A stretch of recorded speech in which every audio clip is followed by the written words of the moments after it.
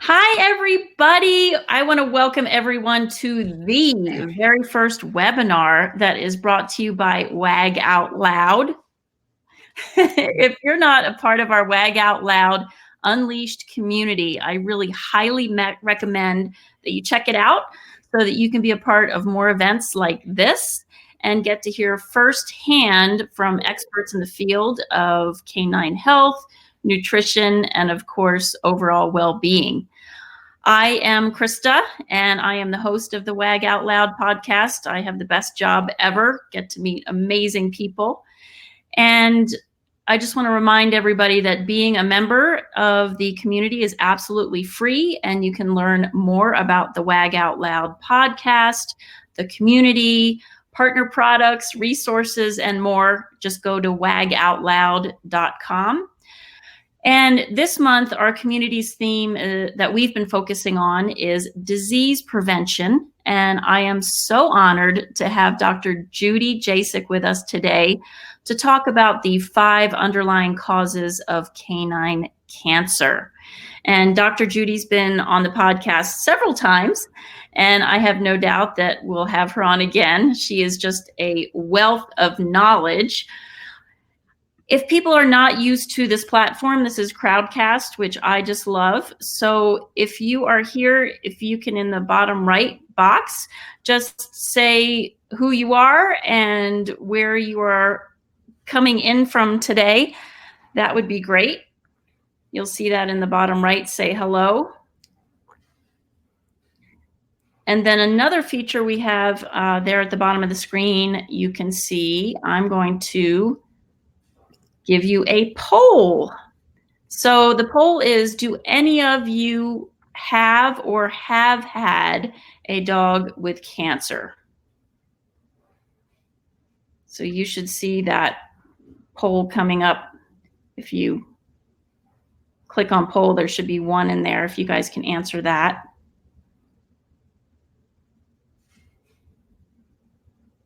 Okay. Dr. Judy, thank you so much for leading this super important discussion today. Can you please introduce yourself and share with everyone why you are so passionate about disease prevention? Sure thing. Thanks for having me, Krista. I want to acknowledge what you're doing with Wag Out Loud and your efforts in creating a community around holistic care for pets. It is so needed, and I think the education is just so necessary so that everybody in the pet community can gain this information. So kudos to you for doing that. And my name is Dr. Judy Jasek. I have been a practicing veterinarian for going on 35 years now. Long time. Hard to believe it's been that long. And I practice holistic medicine. I take a natural approach to helping pets heal, helping to support the natural healing ability of the body. And I do have a special interest in helping pets with cancer and slowing the spread of this. It's just a devastating disease condition. The current statistics are that 2 out of 3 dogs will be diagnosed with cancer.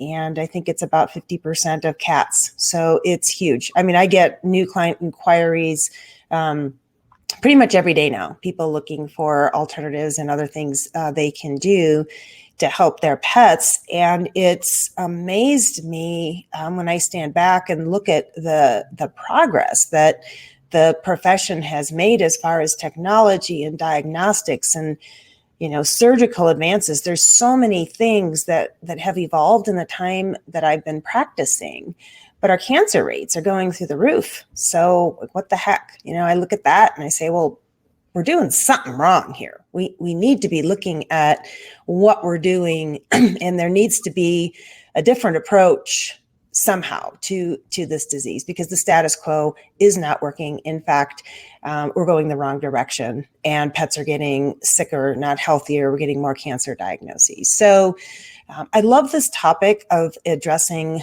the causes of cancer, because I feel strongly if we don't start looking at where is this coming from in the first place, in conventional medicine, it's okay, we see cancer, we just go and attack the cancer. And of course, we want to address the fact that cancer is there. But if we don't start looking at where are we missing the boat and where is this coming from, then we are never going to, begin to curb it. So that's why I love this. I love this topic. And this is something that you're going to get some really valuable takeaways, action steps that you can start right away to help your pet stay healthier. Great. Well, let's just dive in, and just a reminder to people, when you want to ask a question of Dr. Judy, she's going to go through the 5 different issues that we're going to be addressing on causes for canine cancer. If you have a question at the bottom of your screen, just click Ask a Question, and we will get to that after each section. So, Dr. Judy, let's go ahead and go with number one cause of cancer. Okay. Well, I think the very most important thing we need to address is nutrition. I think the pet food industry has done a huge disservice to our pets through creative marketing that makes very unhealthy diets appear healthy. And these are the highly processed diets, such as all of the kibble diets out there, a lot of the canned food diets. Not only do they have unhealthy ingredients in the form of carbohydrates, such as grains, legumes, beans, potatoes, all of these carbs, and most of your kibble diets are about 50% or more carbohydrate. And all of those carbs, it doesn't matter what form they come in, end up basically as sugar in the bloodstream. And so, and when we're feeding dogs and cats, we are feeding carnivores, and you cannot feed a carnivore a 50% carbohydrate diet and expect them to be healthy. And as an aside to that, specifically when we're addressing cancer, is carbs feed cancer. And this has been actually well worked out by a human physician, Dr. Otto Warburg, back in the early 1900s. And he found that cancer cells use a special fermentation process. They don't use energy the same as quote unquote normal cells do. And their fermentation process, the way that they get energy, absolutely requires glucose. So the higher the blood glucose and the more carbs a pet is eating, it's literally feeding the cancer. And when we drop that carbohydrate load and actually reduce the blood sugar, and then as an additional step, we can actually increase fat and create a more ketogenic diet, which is a little bit beyond the scope of this conversation. But fats, cancer cells cannot live on fat. And when you increase the fat content in the diet, most other healthy cells in the body can use fat. Not only can they use fat, it's actually a more efficient fuel. So by reducing carbs and increasing the fat content in the diet, we actually starve the cancer cells. So that's a little more along the line of treatment, not cause. But I'm just using that point to illustrate the fact that these carbs in the diet, and I read labels all the time, and even in supplements, I see a lot of things like, flours and pea protein and all different kinds of things that I would consider a carbohydrate that are potentially feeding cancer. The other issue with diet is toxins in the diet. So things like glyphosate, which is Roundup, herbicide that is used so widely, it's actually pretty hard to get away from it these days.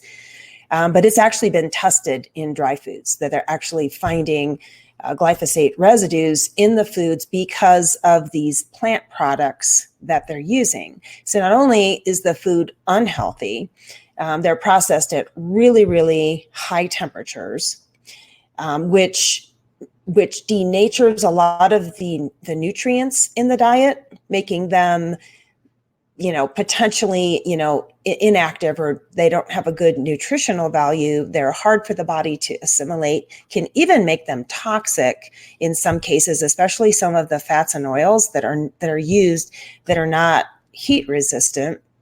They actually can become toxic. Fish oil is a great example of that. And then there's the added toxins. So, you're taking a product that doesn't have much nutritional value and it's toxic. And this is what we're feeding our pets. And I think this is probably the biggest contributing factor to cancer, because not only are we feeding a food that's dead and toxic, but we're depriving our pets of proper nutrition. So what to feed?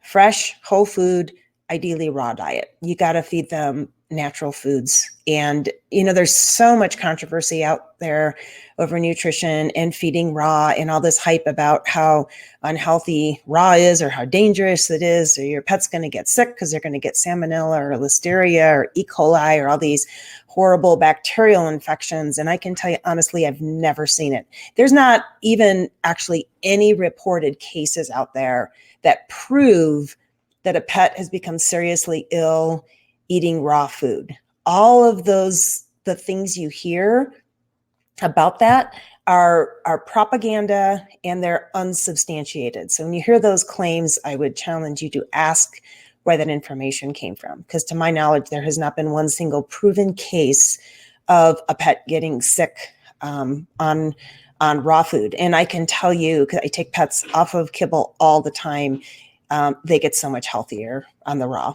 The kibble and these processed diets makes them so much sicker. So if you want your pets to be healthy, you have to get them off the processed foods, off the processed treats, and onto a fresh food diet.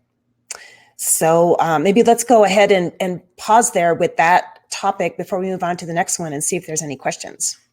Great. And just a reminder, everybody, at the bottom of your screen, you just have to click ask a question and type it out. And then we can take it over to Dr. Judy to answer it for you. So if there are any questions, please let us know right now. If not, I don't see any yet.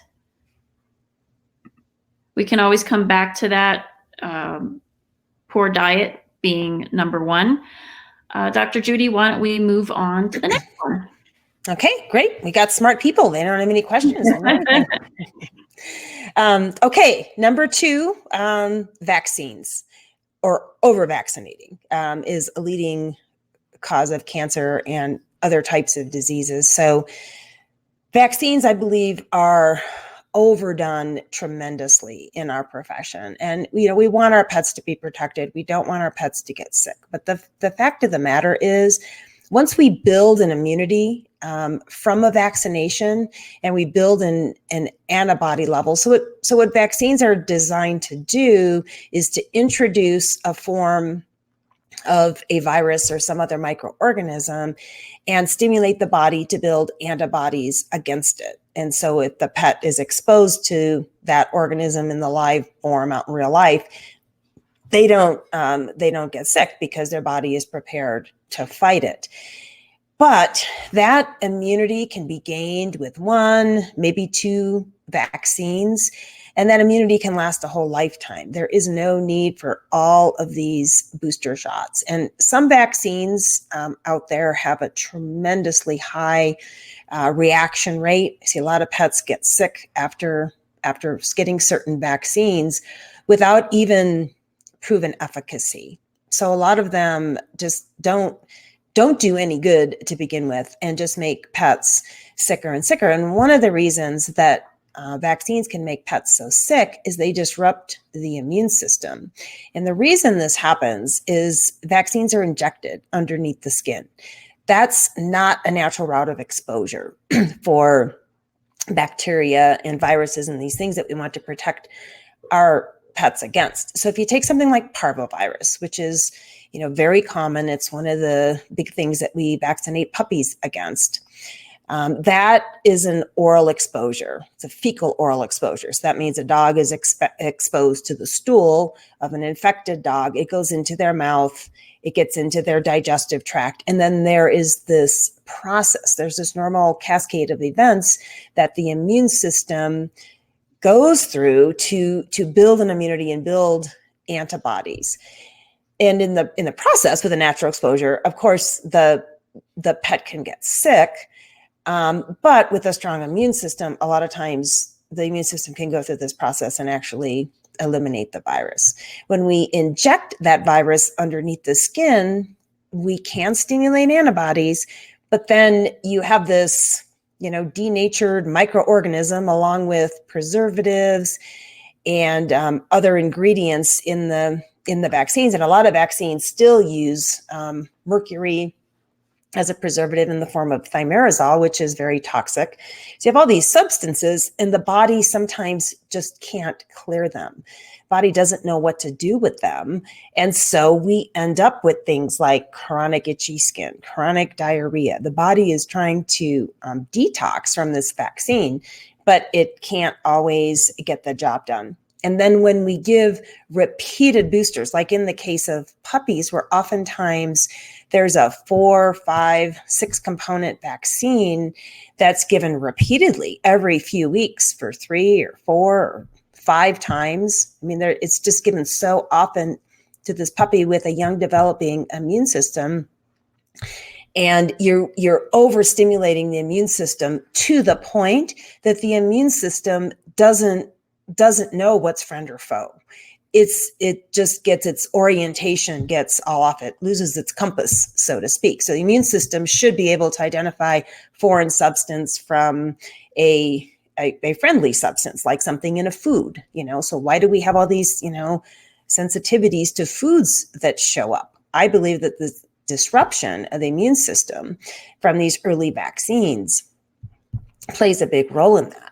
So how does that relate to cancer? Well, when we're disrupting the immune system to this degree, the immune system, we have cells that are changing and mutating all the time that could potentially form into cancer in our bodies. We do, our pets do, this is a natural process in the body. And a good, healthy immune system should be able to identify and eliminate those abnormal cells. Well, when it's so disrupted because of all of these vaccines, the body's inflamed because it's trying to detox, it can't effectively identify or eliminate these dangerous cells that can then form into cancer. And there's ways of vaccinating that are safer. There's a happy medium between over vaccinating and not vaccinating. So when I vaccinate puppies, I use monovalent vaccines, which means I only give one component at a time. I try to spread them out as much as possible. So we are only giving one thing, like I'm only giving parvo, I'm only giving distemper. And the majority of puppies that I see, I will give one of each of those vaccines, and then I do a titer test. And a titer test is a blood test that measures antibody levels. And for the majority of puppies, about 85%, they will have an adequate immunity with just one vaccine. So not even a booster. And I'll check that, we'll measure that again when the puppy's a little bit older to make sure that immunity is holding. But once they have that initial immunity, that immunity doesn't go away. If they're healthy, we're also supporting their body with good nutrition so that their immune system can respond appropriately and maintain those antibody levels. So I'm minimizing the vaccine protocol immensely. We're still protecting the puppies against the most common diseases. We're verifying that with a titer test, and we're not creating this chronic inflammation and chronic disease and potentially, cancer on down the road, especially as pets get these boosters year after year after year after year. Their immune systems, like I said, just get so disrupted that, that's a huge cause of conditions like cancer developing. Rabies is a little bit different, and it follows the same rules, so to speak, as far as the other vaccines, as far as developing an immunity, but there are local ordinances, so you need to check with those.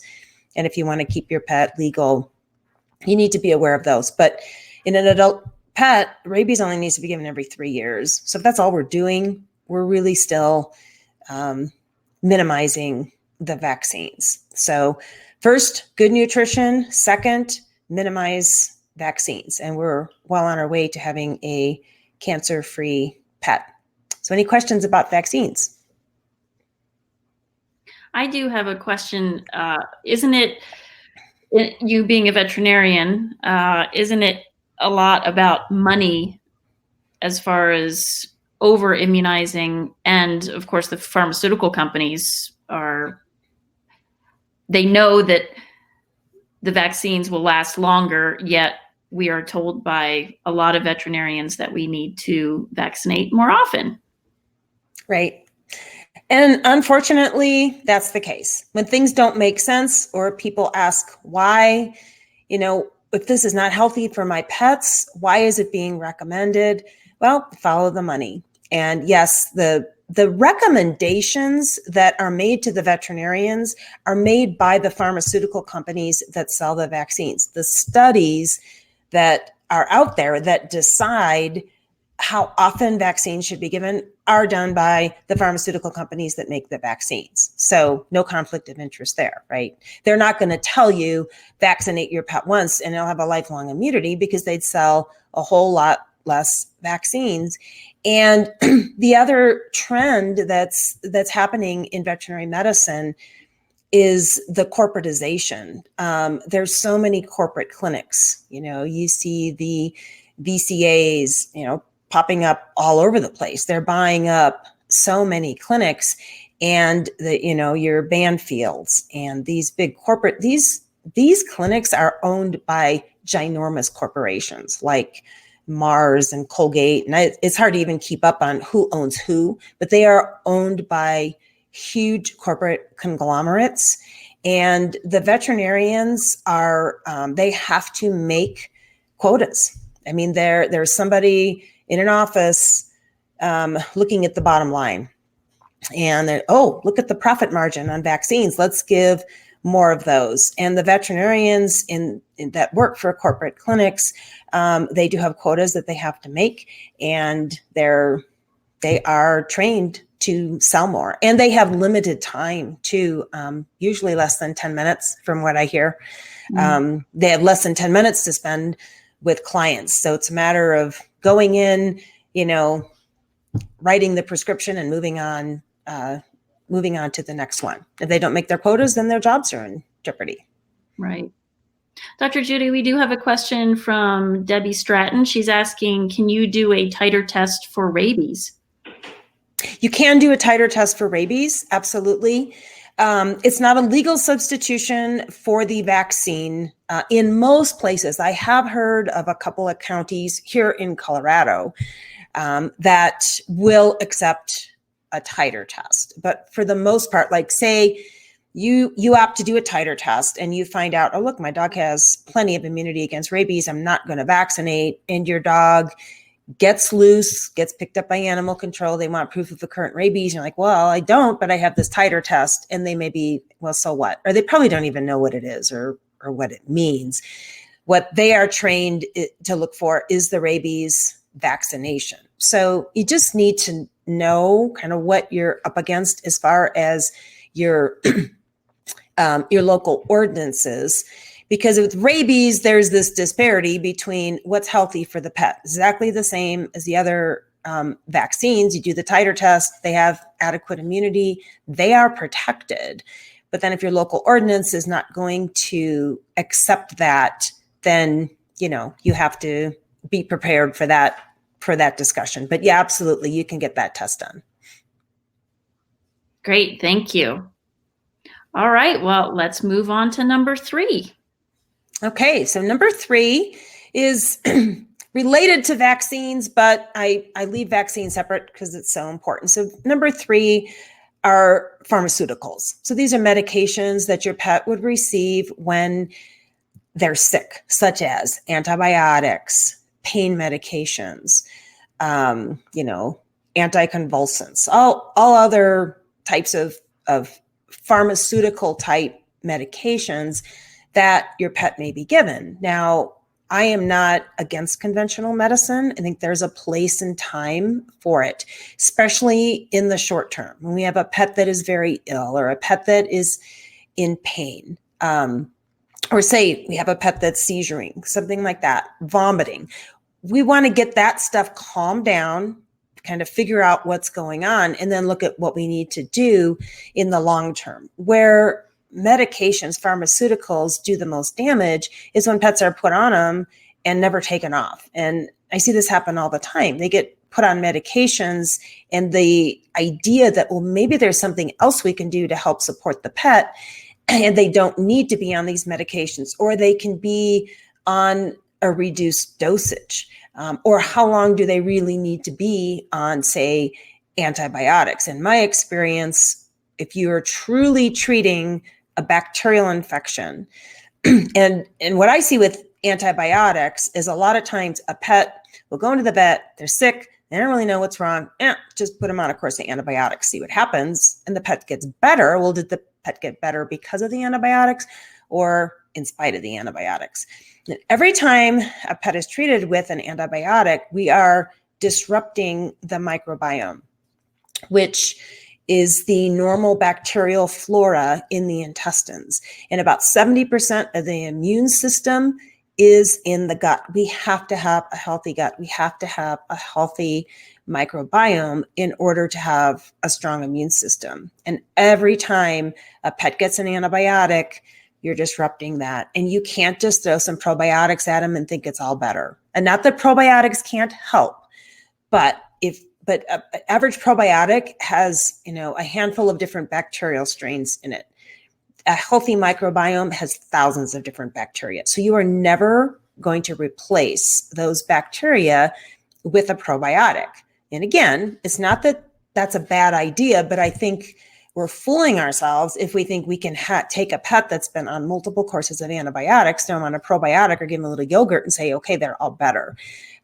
It doesn't work that way. They've now shown that once the microbiome is disrupted, it can be disrupted for years. And there's other things that we need to do as far as gut health to help rebuild that. And I'm going to go back to number one, the diet. So the best way to build a healthy microbiome is to feed the bacteria that we want to grow there. So we need to be, feeding a species appropriate, pesticide-free, herbicide-free diet. If you're feeding a diet that has these contaminants that we were talking about earlier, those chemicals that are designed to kill plants and kill insects are also going to kill off the bacteria in the gut. So we need to be feeding that healthy diet to begin with, and then not continuing to destroy it with pharmaceuticals. So they need to be used judiciously. I encourage people to ask about side effects. I see pets that go in, to a conventional vet or a specialist, and they get some diagnosis, and then they come on 3 or 4 different medications. And I'll ask, did they talk to you about the side effects of these medications? I'll look them up.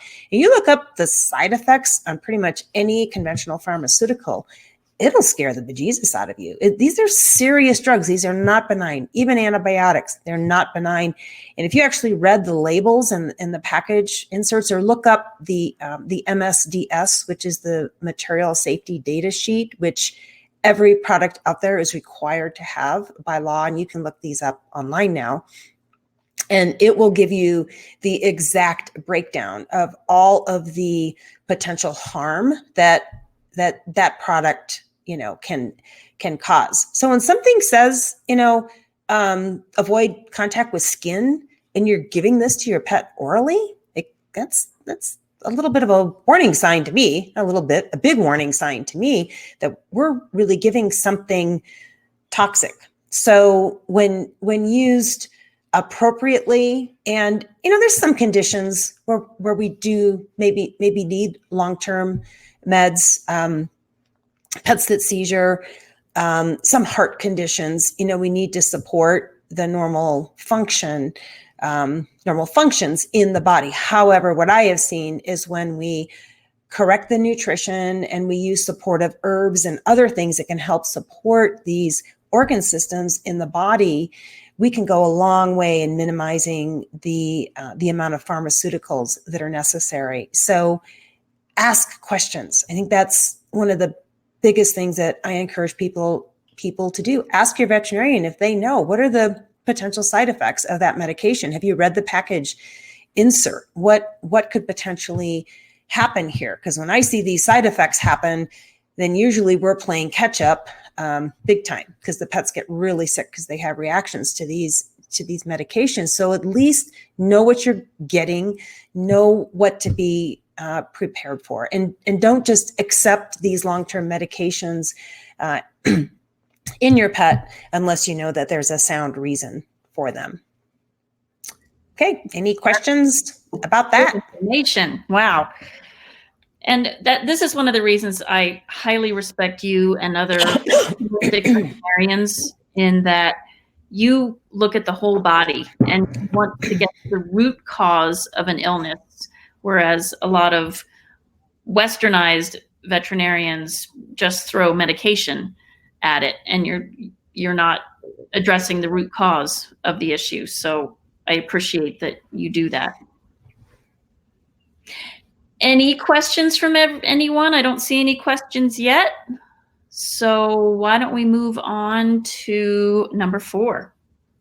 Okay, number 4, this gets trickier to mitigate because number 4 is environmental toxins, and it's getting harder and harder to avoid these. So these are things, the same things that are showing up in the food, but we can eliminate the pet's exposure by changing the food. These are things that either you, hopefully not you, but perhaps your neighbors are spraying on their lawns. I can walk through my neighborhood and tell exactly which lawns are treated because they're the ones that are a vibrant green. And you don't get vibrant green lawns in Colorado without using chemicals, in dandelion-free, lawns, because the weeds are actually the native plants here, not Kentucky bluegrass. So you see these beautiful green lawns. I don't let my pets anywhere near them because I know they're toxic and they're full of chemicals. And if you think about it, if your pet walks through a lawn that has been treated, and even if it, wasn't just sprayed, there's still chemical residues there. And your pet doesn't wear shoes. Your dog is going to walk right through that stuff, absorb those chemicals right up through its pads. I actually had a client contact me. She was trying to actually get out of a contract with her lawn service because they said they used quote unquote pet safe ingredients. So something else to be careful of. Ask what those chemicals are. So I asked her, will you send me the chemicals that they're using that they claim are pet safe? And I looked up the chemicals very simply, went online, just Googled them. Huge list of toxicity and side effects and dangers in these chemicals. So anything that kills things is toxic. If a product is killing plants, killing insects, they're toxic, and you have to do whatever you can to minimize your pet's exposure. In the summertime, I put my dogs in the car and I go to a park near my house where it's all natural. I know nothing's sprayed because all the weeds and the grasses and all that are growing. I don't even walk them in my neighborhood because I know it's so toxic. And I believe this is becoming more and more and more of a factor when it comes to cancer, because we are directly exposing the cells in the body to these toxins that can cause them to mutate. Dogs sniff; they got their noses right down there, breathing in these toxins. How do you think they get things like nasal cancer, lung cancer, things like that? They're breathing in these toxins. So you have to be really careful. Water. Make sure you're using filtered water. Don't ever use just your city water. There's so many potential chemicals in there. The chlorine is toxic. If it has fluoride in it, that's toxic. Filter it. We have a little countertop reverse osmosis water filter, super easy. It doesn't take up much room. And we run all of our water through that before we drink it or cook with it or give it to pets. So really, really think about potential chemical exposures in the environment, because it's everywhere. In the air pollution. I mean, some of that you don't have control over, but that goes back to, we really need to work on the things that we can change as far as good nutrition, minimizing vaccines and pharmaceuticals, so that if our pets do get a toxic exposure, their bodies can handle it, can detox, and it doesn't have such a dramatic impact on the immune system. The other thing is EMF. And nobody likes this one because we all love our devices. I do too. The phones, the computers are all super convenient, super handy, lots of advantages. But the EMF, so this is the electromagnetic frequency that comes off of these devices, is at a frequency that's disruptive to cells. So you want to be really careful. Don't let your pet nap next to your computer or next to your cell phone. So distance does matter.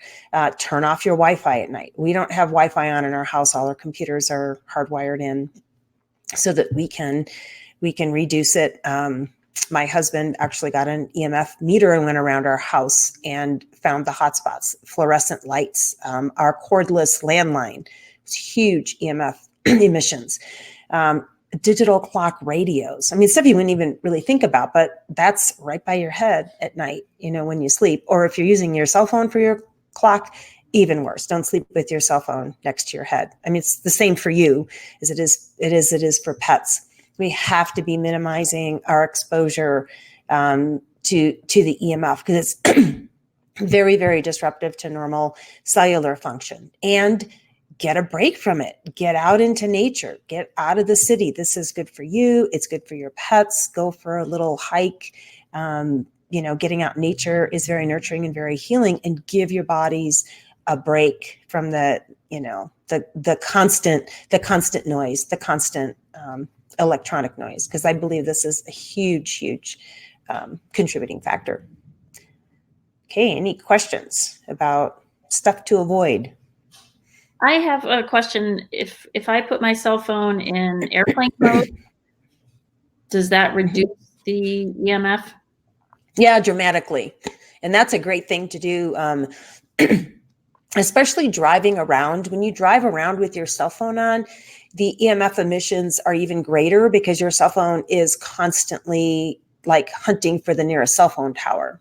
So when you are in your car, if possible, if you're not expecting an important call, put your phone in airplane mode while you're driving around. But yeah, absolutely. And I do that because I have books, audiobooks and things like that on my phone that I like to listen to. And so if I'm just, relaxing and want to listen, or driving around and want to listen, excuse me, I'll put my phone in airplane mode. And yeah, that dramatically decreases it. That's good to know. And if we can go back to number 4, the environmental toxins, I learned that at least 35%, the dogs just normally have 35% more glyphosate in their systems than we do. And again, glyphosate is the main ingredient in the weed killer Roundup, which is sprayed on all of our crops that are non-organic here in the United States. I can't believe that we're still polluting not only us, but our pets. But yeah, dogs are highly susceptible because they're eating it, they're smelling it, and walking in it. Yeah. All right, so Dr. Judy's gone over the 5. Can you remind us of the 5 again? Well, actually, I've only done 4. I have one more. You've done 4. There's another one. I'm so sorry. Yeah, that's all right. No problem. Okay, I don't see questions yet, so take it away. Okay, so this final one, I think it's something else we don't think about, but I think it's also really important, and that is stress. We live in a very stressful world. It's high paced. We're always rushing around, and remember that your pets pick up on your energy. I find it very interesting. I do cancer treatments, obviously, and it's interesting how when different people in the pet's household bring the pets in, they will respond differently to their treatments. It's sometimes easier to hit veins. The pets are calmer. And this isn't a judgment. It's just that, women tend to be a little more emotional. We're a little more high strung sometimes. And so when the guys bring the pets in, they're a little more low key and let's just do this. And the pets are calmer. So that's an example of how the pets pick up on our energy, but it's important to remember this. Pets are picking up on your energy all the time. So if you're stressed,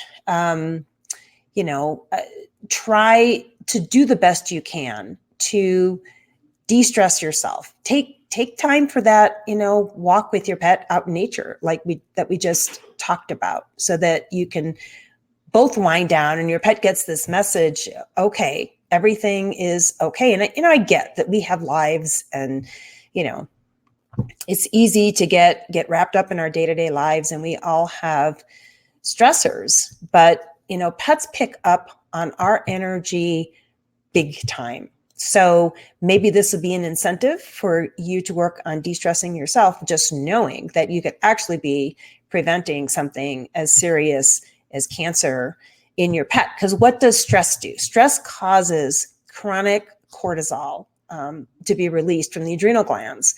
This is the fight or flight. When you're truly in danger, you're running from a tiger, you're going to have this stress response, which is natural, but then it should go away and everything should go back to normal. When we're in a chronic state of stress and chronically high levels of cortisol, this is not normal. And it's also very disruptive to the immune system. It raises the blood glucose, which raises the insulin levels, which leads to inflammation. There's a whole cascade of events about why stress is bad for us. And just remember that your pet is picking up on your energy. The other thing is pay attention to what breed of dog you have, or if you have a cat, and does your cat have interaction? Cats like to be active. They like to have stuff to do. They like to play.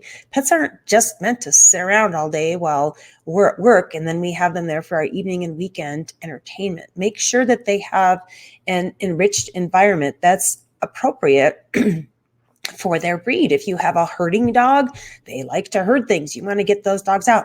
They like to have a job to do. If they don't have something to do all day long, they're going to be pretty frustrated.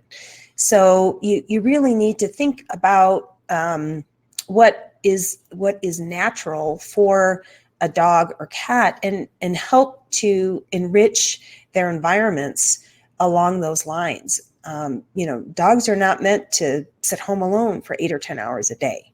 And if, you're not able to be there more with your pet, or, then bring in a dog walker or take them to daycare, do some things like that so that they get some interaction, because a lot of behavioral problems stem from this inappropriate lifestyle. For our pets, they are designed to have interaction, to be, in the case of cats, chasing things. You could build an outside enclosure where your cats can go and check out the great outdoors, but yet be safe. So I think stress is a big factor for our pets, as it is for us, and something that we don't often think about. So there you go. That's number 5. Love it. And another thing I know when I have my best ideas is when I turn off my brain and I go for a walk with my dog. Mm-hmm. And I call it going on sniffari. Let them sniff, because that uses more energy than a lot of physical exercise. If you let them walk you, and yes, they might want to stop at every blade of grass and check out who's been there, let them do that, because that's what they love to do. That's how they see the world, is through their nose. So I highly recommend going on a walk and trying to go on sniffari and let them lead you. Yeah, absolutely. I have my dog walks, and then I have my walks. Like if I want to go for a walk for me, where I want to get out and get some exercise or go for a run, and I don't want to be stopping every 10 feet, I'm not going to take my pets because their walks are for them. And it's exactly like you said. I go out, I take my dogs out, like this is their walk and they want to stop every 10 feet. And that's what's fun for them. You know what? I don't get it because I don't know what could be so interesting in that blade of grass where they can stand there for 5 minutes and sniff it, but it's clearly fun for them. So that's what we do. Exactly like what you said. Dr. Judy, why don't we recap those 5 leading causes of cancer? Okay, great.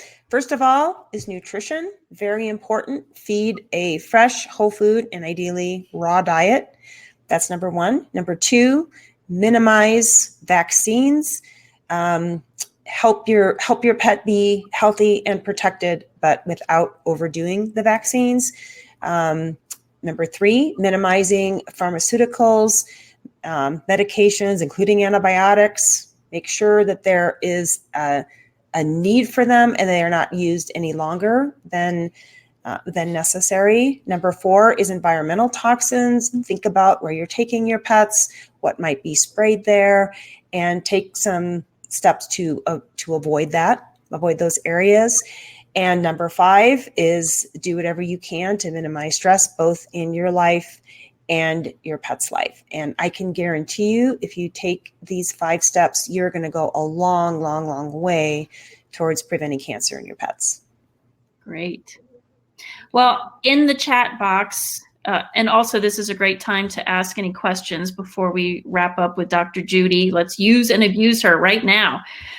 So put your questions in there. But in the chat box in the lower right, let us know, did you find any value being here today? Is there anything new that you learned from hearing what Dr. Judy had to say? And if so, let us know what that is. What is something that you learned that you did not know before? Dr. Hopefully I didn't put them all to sleep. Yeah, I don't. Good information. Dr. Judy is here in Colorado, so she takes clients here, of course, but she also can do it over the phone and do consultations. Dr. Judy, how can people get a hold of you? So my phone number is 720-515-2421, 720-515-2421. My email is cancervetj@gmail.com, cancervetj@gmail. And my website is cancer-vet.com. Wonderful. And if you look in the chat, Debbie says, thanks. I didn't know about the cell phone and computer EMFs. So that was new to her. So you schooled her, Dr. Judy. All right. Good. That's awesome. Well, a big thank you to Dr. Judy for sharing such important information with us. And I want to thank all of you for being here today. And kudos to you for wanting to be proactive in your dog's health. And I know when I check out these type of webinars, I struggle with the implementation of what I learned. And at WAG Out Loud, we just want to make it easy for you to implement the takeaways and take all the noise out of it, the noise and the confusion that's out there. And I encourage everyone to keep the conversation going and join the Unleashed community if you have not yet. Again, go to wagoutloud.com and it's free to join. And again, we want you to bounce these conversations off of each other. Dr. Judy, thank you for being here and for sharing such crucial information. Let's eradicate cancer in us and our dogs. Yeah, let's do it. Thank you, Krista. It's my pleasure to be here. Thanks, everyone.